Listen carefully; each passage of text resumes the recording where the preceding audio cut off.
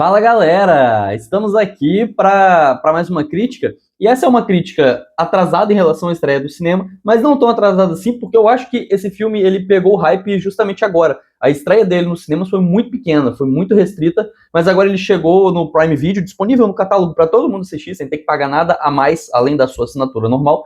Então ele pegou um pouco de hype, e é tranquilamente uma das grandes surpresas do ano, que é As Ovelhas Detetives. Eu admito que eu fiquei com vontade de assistir esse filme desde o momento que eu assisti o trailer, tá? Pô, o Hugh Jackman, eu gosto do Hugh Jackman, e tinha ali um carisma no trailer, uma parada que me pegou. Eu falei, quero ver esse filme. E aí ele não estreou nos cinemas aqui do Espírito Santo. Então eu falei, ok, em algum momento ele vai chegar na internet e eu vou assistir. E aí quando ele chegou no Prime Video, eu vi que muita gente realmente foi, sabe? Ele ficou ali no top 3 de visualizações há algum tempo, então a galera engajou no filme de uma forma que eu não esperava. E eu acho que o motivo é justamente por ele ser um filme surpreendente, que funciona muito bem em praticamente tudo que ele tenta fazer. E ele tinha muito material para dar errado, podemos dizer assim. Porque, querendo ou não, a gente está falando, sabe, de uma mistura entre live action e computação gráfica que tem tido alguns momentos escorregadios nos últimos anos. Então, tem ali um pé atrás, sabe? Ovelhas falantes ainda, e aí você pode entrar num vale da estranheza, de certa forma, mas surpreendentemente o filme ele consegue superar isso tudo, e eu acho que tem alguns ingredientes aqui que merecem ser falados, porque eles contribuem de fato. O primeiro deles é o roteirista, que é o Craig Mazin. Você provavelmente já ouviu esse nome porque ele é o criador de The Last of Us. E antes disso, ele é o criador de Chernobyl, que é uma das melhores minisséries que a HBO lançou nos últimos anos. Só que muito antes disso, isso foi comentado quando ele fez Chernobyl, né? Chernobyl foi uma surpresa, de certa forma, por conta disso. Ele era roteirista de comédia. Então ele roteirizou Todo Mundo em Pânico, ele roteirizou Super-Herói o filme, ele roteirizou Se Beber Não Case. Então ele tem o tato da comédia, tá? Lá desse começo da carreira dele, só que ele também tem um domínio de drama que foi revelado recentemente. E aqui ele junta as duas coisas de forma muito interessante. O segundo ponto é o diretor, que é o Kyle Balda, que ele já fez várias coisas na carreira dele, já foi de departamento de efeitos especiais e afins.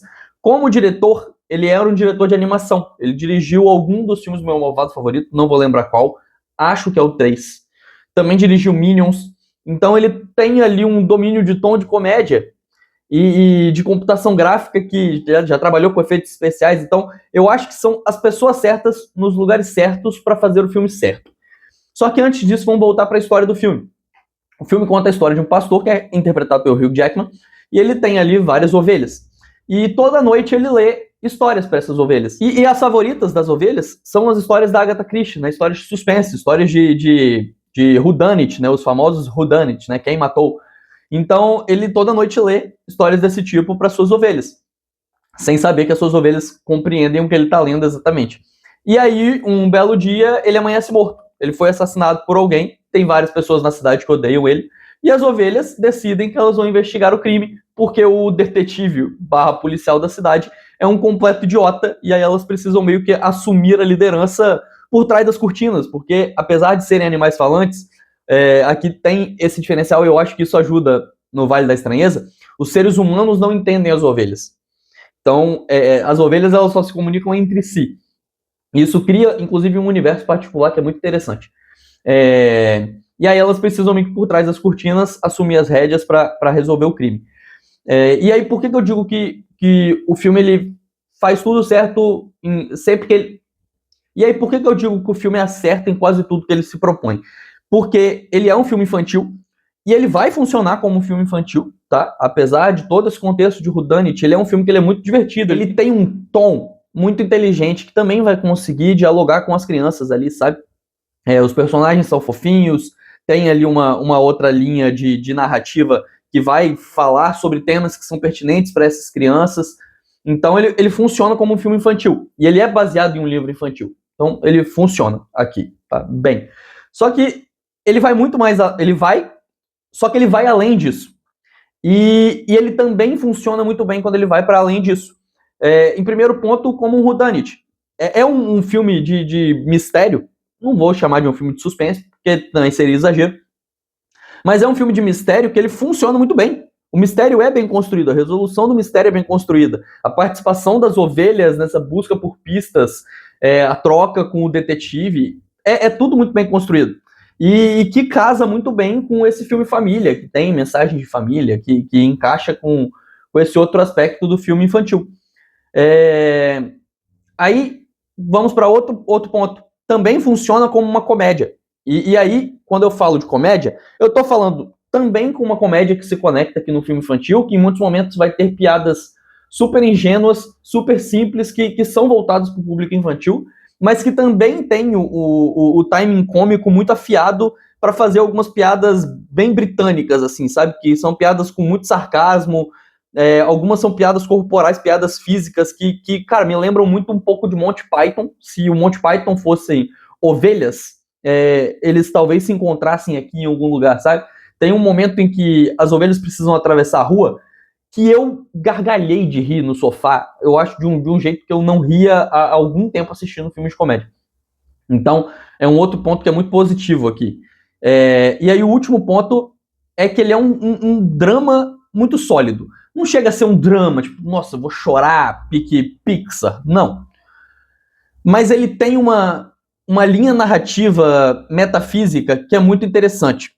E aí eu volto na parada que eu falei, que eles criam um universo para as ovelhas. As ovelhas, elas se comunicam entre si e elas têm um universo muito particular. E dentro desse universo das ovelhas, o filme consegue falar de forma muito interessante sobre vários assuntos. Fala sobre preconceito, fala sobre pertencimento, fala sobre morte, de uma forma que é muito inesperada. Eu tinha gostado do trailer e eu queria assistir porque eu achei que eu ia ver um filme de comédia absurdo sobre ovelhas investigando um crime. E eu vi esse filme. Eu vi um filme que abraça o absurdo para colocar ovelhas falantes investigando um crime. Só que eu também vi um filme que fala muito bem sobre a morte, sobre questões metafísicas, sabe? Que faz reflexões muito bonitas sobre isso. E aí aqui entra o outro ponto, né? Eu já falei do roteirista, já falei do diretor.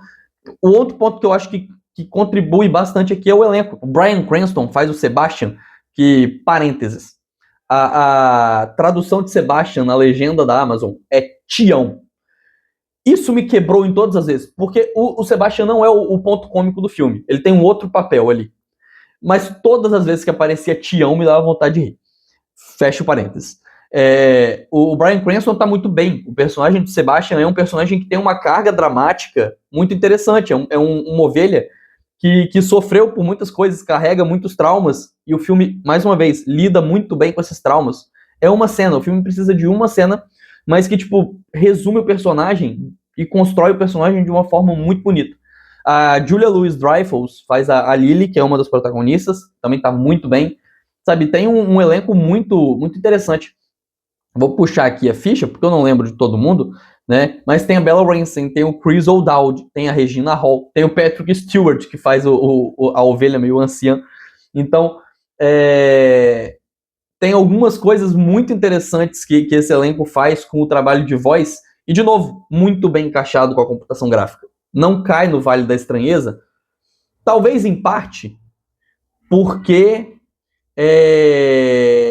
o filme abraça um pouco esse absurdo. Então, quando o filme ele lida com o absurdo da situação que a gente está inserido, esse Vale da Estranheza ele fica um pouco dissolvido. O filme ele não vai por um caminho realista, nem em tom, nem em texto, nem em direção, em praticamente nenhum momento. Então, dissolve um pouco, sabe? Você consegue entrar na história e se divertir com aquelas ovelhas falantes. Mas, de novo, o elenco contribui, porque ele te puxa para a história. O roteiro também contribui, porque faz você dar boas risadas. De fato, uma combinação de elementos que faz o filme funcionar de forma surpreendente e que me pegou muito desprevenido. É uma das grandes surpresas do ano, e talvez tem algumas boas chances de estar nos meus melhores do ano. Eu já vi, inclusive, gente colocando nos melhores do semestre deles. Não acho absurdo, acho muito justo. O ano ainda tem muita coisa, mas, cara, As Ovelhas Detetives é divertido. É um filme que você pode assistir com a sua família inteira, é um filme que você pode assistir sozinho, é um filme que você pode assistir para rir, é um filme que você pode assistir para se emocionar. Então, é um pacote completo muito interessante que está disponível no Prime Video. É isso, até a próxima. Não, calma, eu esqueci a nota. A nota para As Ovelhas Detetives é 4,5 de 5. É de fato um filme muito, muito interessante. Eu gostei muito de As Ovelhas Detetives. E, cara, se depender de mim, meus amigos vão me ouvir falar e indicar As Ovelhas Detetives por muito tempo. E é isso. Até a próxima.